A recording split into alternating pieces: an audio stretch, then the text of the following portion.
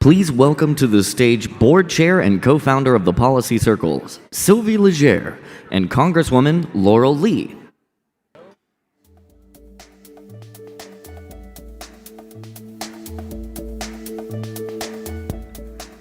Okay, I think people had flights to catch, and this is this is one of our last panel, and I am absolutely thrilled to be talking to Congresswoman Laurel Lee today, who is a representative of the Tampa area, the 15th district here in Florida. And she has a fascinating journey because she was a prosecutor and then was appointed as a district judge and became Secretary of State, and now in the last cycle won this new seat in Florida. So Congresswoman, thank you and welcome to the Policy Circle. Well, thank you so much for having me. It is such a pleasure to get to be here and to get to spend time in the company of so many talented and inspiring women. So I'm glad to be part of your day. Yeah, well, let's start with your journey. And we talked a little bit about this backstage. Talk about, first, perhaps this passion for public service, because that's what you've been doing. And then, tell us a little bit about how what moment did you decide to actually run for office? Or, tell us a little bit about your journey. Well, I grew up in a military family. My father is a retired two-star general, and my mother was a public school teacher. So my whole life, my family had an orientation toward the public sector and public service. And for me professionally, I practiced law for many years. I was a federal prosecutor, later a judge. And interestingly, thought that I would be a judge until I retired. Worked a long time to get on the bench and thought that would be what I did for the remainder of my career. But then happened to have the opportunity to get to know Florida's Governor Ron DeSantis. And after his election, he asked me to come and serve as Florida's Secretary of State, which I was doing immediately prior to running for Congress. So over the course of my career, I had really developed an appreciation for the law, thinking about and writing about the law. And then as Secretary of State, had an opportunity to really see up close the impact of policy decisions and having the right people in the places to make policy decisions. While there, we went through our redistricting process, added a new congressional seat, which happened to be a perfect circle around my area and where I had been living and where I had been working all those years. And so it was really just quite a moment to face that decision about staying where I was or running for office, and made the decision to come down and run, and was elected in November. So it was congratulations. It was a big deal for you to leave that leave being a judge, because that's what you worked up towards all your life, and then you had to move. You had to move your family to Tallahassee, leave Tampa, etc. So, what made you say yes? So that is such a good question. It was probably to that point the greatest professional risk that I had ever taken, and I really just saw so much unknown, but yet also such an extraordinary opportunity in serving as Secretary of State. So yes, writing that letter of resignation, moving up to Tallahassee, it was so much change so rapidly. But I will say this: never for a day did I look back. I knew I loved being Secretary of State, and really believe it is where I was meant to be during those years. I was there 2019 to 2022 when I ran, and so it was such an extraordinary growth experience for me to have the opportunity to be a senior part of an administration, and also to work on the myriad of policy issues that we confronted: elections, historical resources, arts and culture, many things. And that was really what gave me the perspective and the experience to draw on when the congressional seat became open. I thought, gosh, here too is a big unknown, a big risk. Many things could happen. And I just thought back to when I was making that decision in 2019 to resign and go be Secretary of State. It ended up being the best thing I've ever done professionally. And that really was what I drew upon in taking the leap to run for office, that my experience had taught me that sometimes those biggest risks carry the biggest reward. And when you decided to run for Congress, what were you hoping? What was your goal, and what did you want to bring to Congress? So for me, it was a few things. One, certainly I have policy goals and perspectives on things that I want to see for America that have to do with a prosperous economy, safe communities, many policy things that I think are the right vision for our country. But there also was something that I think is really important, that is the way we think about government, the way we treat each other, the way people approach their jobs in politics. So I noticed when I decided to run, the most common thing people would say to me was, why? Why would you do that? Why would you want to go to Congress? You see the reaction of people when you see the statistics about confidence in Congress and confidence in elected officials. And to me, that didn't discourage me. It just underscored the point of how important it is to have people who are willing to serve, who will do it differently. So in the courtroom, the whole premise is that people fight all day, right? You're there because you disagree about what the outcome should be in a particular, and I know there are quite a number of lawyers with us, but you're there because you disagree about the outcome. But lawyers and judges are really good, generally, at understanding we can disagree without being disagreeable. We can argue about this point all day long and still go break bread together at night. And I think that's something that we're missing today in Congress in some respects, is the ability to have good policy discussions and in some cases even disagree and still behave and treat each other with a level of professionalism and civility. Yeah, well, that's a nice segue to my next question, because right now, I think a recent Gallup poll in September said that only 17% of Americans approve of the job that Congress is doing, and there is so much infighting, and people are frustrated. And I want to hear, what are you specifically, doing to contribute to maybe calming things down, bringing some unity, and a perspective of just wanting to govern and get this country on the right track? It is such an important thing. So I love a quote Ronald Reagan said. He said, a person who agrees with you 80% of the time is your friend and ally, not a 20% traitor. And I think that's something that in Congress and in even state and local governments as well, is something that we need to be reminded of. There are very few of us who would agree to every single policy decision, every single vote. Most people would have differences or distinctions, even if they share the same big picture objectives. And we seem to be living in a cultural moment now where attention goes to those who are controversial, where the issue that is divisive is the thing that is going to lead in the headlines. And then that's bigger than Congress. We really are a reflection of the country. And I think that cultural moment is cutting across sectors where, unfortunately, some of the wrong behaviors are being incentivized, rather than hard work, humility, delayed gratification, all of the things that you would generally want to see in your friend or your coworker down the hall. That's not what gets celebrated out there, in the internet culture. And so for me, what I have tried to do is comport myself in a way that I think, I can be equally committed and have equally steadfast convictions about my policy views, but talk about them in a way that is more constructive and a little more collaborative. So right now we're actually sitting in the district. This is not my district. I'm a few miles north of here. Right now we're sitting in the congressional district of Representative Kathy Castor. Kathy is a Democrat. I am a Republican. But we both care greatly about this community. So we work together. We've co-sponsored legislation. We collaborate with each other at events.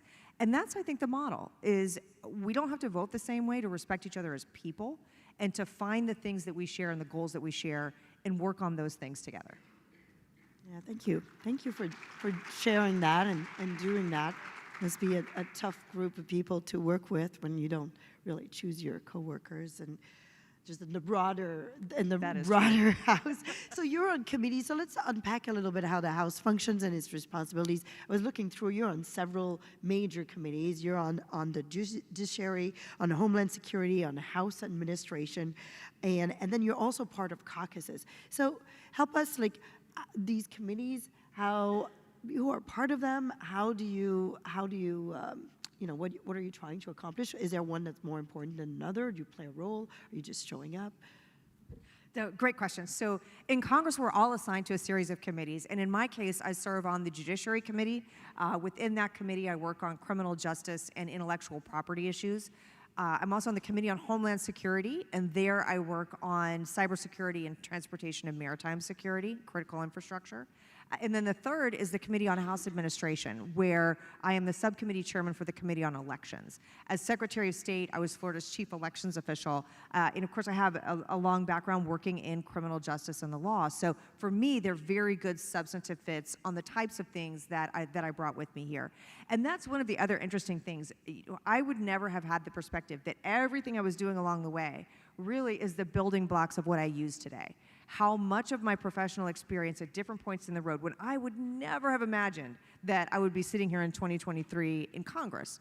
It was not, I know some folks grow up knowing they want to run for office one day and knowing that this is an aspiration. That was not the case for me. It was a very gradual process for me to get to the point that this was my next step forward. So I'm using all of the things that I had before, but then in addition to the committees, and there we work on bills, we work on legislation, and also in some cases we do a lot of oversight. So Congress has a very important responsibility to oversee agencies, anything that's interacting with the public. They each have different jurisdiction, and make sure that they are doing the things that they're tasked with doing by law and not doing things that they're not supposed to do. And then the caucuses are our interests. So there are a number of different caucuses that a person can choose to join. Some that I am involved in. One is related to the Everglades. I care a lot about conservation that is done correctly, that I think will contribute to both the long-term ecological benefit of our state, but also can be done in a way that doesn't inappropriately inhibit or restrict growth and Florida's families. I'm also on one called the Second Chances Caucus, and it has to do with prisoner reentry and rehabilitation and trying to work on criminal justice in a sensible way that locks up those who we need to keep behind bars, but also doesn't inhibit those who are coming back to our communities from doing that in a way that's safe and effective. So those are just some examples of caucuses and the types of things that might interest a particular member, so we can work together on identifying good policy goals. So the committees, you get assigned, you have to kind of submit your name to say, these are the committees I want to be on, and then who decides? Like, so That's the speaker exactly right. decides. So and then you have to draft legislation. And the caucuses are more like self-selecting, right? Like it's more like you decide to join this caucus, kind of share knowledge, priorities, and do the caucus then submit or design some legislation, present them to the committees for evaluation? Is that the outcome? That's exactly right. So the Speaker of the House and the other members of what we call the steering committee decide those committee assignments. So your official committee assignments, at the very beginning of each Congress, there's a whole process that we go through, and people get matched with things that are a fit for their abilities and their background. And the caucuses, exactly, will get together. They are voluntary. Those are the things that members choose to join on their own, and we'll try to develop policy recommendations and work with each other on things that are appropriate for the theme of the caucus. So they might put on seminars or educational events for other members of Congress to help learn more about a particular subject matter, and also might present legislation to committees of jurisdiction to try to get something passed into law. And I guess this is also probably the right forum, the caucuses, to really build rapport with all of your colleagues in Congress, whether they're from Florida or outside, and that's kind of how you can have also some influence on, I don't know, the spirit, the culture. Yes, of Congress, and right? it's a great way to get to know members from around the country, and also people who aren't on your committees or of your political party. So it's a wonderful way to get to build those relationships across the aisle. So I'll tell you a fun Congress fact. It is this. So I got up there and I thought, and you've seen the chamber on television, when you see the State of the Union or something like that, that's the chamber where we go to vote. And I thought that I would show up and have an assigned seat. And so I went in only to learn, nope, that's not the case. You do not have assigned seats in Congress. You can sit anywhere in that chamber that you choose to sit. However, a lot goes into where people sit. So there is literally these sides of the aisle. So on the one side of the chamber is where most people who are Democrats sit. The other side is where Republicans sit. And even within that, there's meaning to what place you choose. Like there's a whole Texas row. There are places where people who have different issue orientations will sit as a group. So it was very interesting to me navigating that, and it's one of the things that I think if we could switch it up might help us with our cross the aisle relationships. If they made us sit like in elementary school, boy girl boy, if they made us sit Republican Democrat Republican Democrat, Yeah, that would be good, actually. That would be like, it's Yes. true, there's a lot of meaning. And then are you stuck with that seat? It's like taking the train for the first time, you know? No, like no, no, you Suburban train, you move from the city, take the suburban train, you get in this car, and it's like, oh, lo and behold, that's where you sit the rest of your life. No, you can change. If you feel like you might have made the wrong decision, you can absolutely modify. But I'll tell you, so here's a fun fact. Another one is there's so few women. So over the course of American history, there have been a little over 12,000 people who've served in Congress. But it is less than 400 women. And if you divide it down, even there, you know, I am, as I mentioned, I'm a Republican. It's like 130 Republican women ever. So the numbers are staggeringly low still of the number of women who have and do serve in Congress. So some days we'll sit together as women, and it's funny because everybody notices. When the women sit together, everybody wonders what it is we're talking about and what it is we're doing. That's great. Sounds good. Yeah, we should organize more things with just all of the women in Congress. Okay, so we just have a few minutes left, and I'd love for you to share how people can participate in the policymaking process and just with the representative of their district. Well, really the most important thing to know is how much we need you. That we are really here to represent the people of our districts, and we're so much better when we have the support and the insight and the participation of the people from our communities. And that manifests itself for a candidate in a number of ways. We were talking backstage about time, talent, and treasure.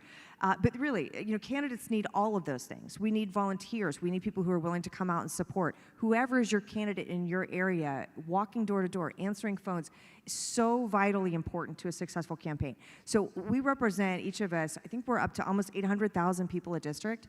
I could never have an opportunity to, well, no, I suppose it depends on how many years I serve. But as much time as we spend up in DC, I'm not going to get to talk to every single one of those voters. So it is so important to have advocates and people who know you and people who are willing to go out and be a force multiplier and talk to the community. On issues, we benefit so much from hearing from stakeholders and industry experts on policy and legislation that you know, that's your field, where you've been working and your expertise. So many members of Congress do have special task forces or simply want to hear from people on legislation. So if there's a bill, you could reach directly. I have a district office, we all do, a district office and a DC office. And we love to hear from people. So, you know, if you have insight about, you know, a criminal justice bill that's coming through, that perspective is so valuable. So don't ever hesitate. The other thing I'll say is we do constituent services. So if you have a problem with federal government, that's why you have a member of Congress. Call them and ask for help. The number one thing we get is passports. So I encourage you to check your passport and make sure that it's not expiring. That's our most common call. And then the other thing is of course, you know, we need supporters of all varieties, and this is true of every candidate. So, you know, if you think, no way, I don't want to answer the phone, you know, you can consider supporting financially the candidate that you care about, that matters to you.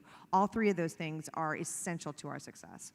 But when you say like, oh, share your views, and like, does it work to send an email? Does it work to call? Like, what works? Like, what do you listen to? Because I'm sure your inbox is flooded with all kinds of, like, there's so many like automated way to connect with your congresswoman.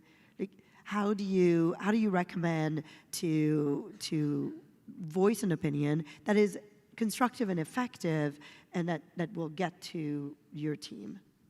One of the most important things there is I just meant, Yes. I was talking to you, but I meant is to be reaching out to your member. So something that happens to us sometimes is an issue group or a special interest group will do one of those automated things. So we'll send out a blast to people all over the country and say, call your representative and tell her that she needs to vote, you know, this way on the continuing resolution, or she needs to vote for this person to be Speaker of the House.